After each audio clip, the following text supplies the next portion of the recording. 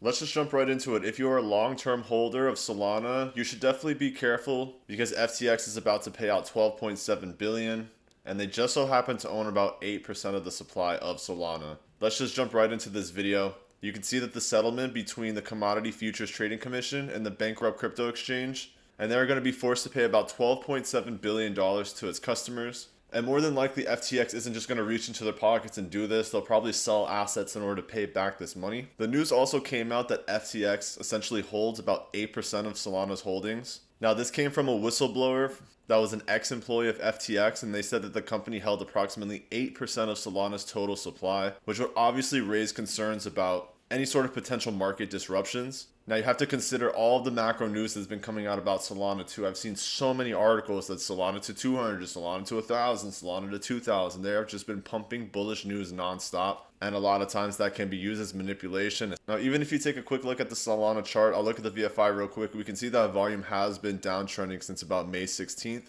And price has been going sideways in what would look like a distribution. So that would tell me that there's more probability for this to go to the downside. And on top of that, this does have plenty of room for healthy retracement. For anyone that uses the Fibonacci retracement, you know that you want to land anywhere between the 6180 to the 7860 to get a really good healthy retracement.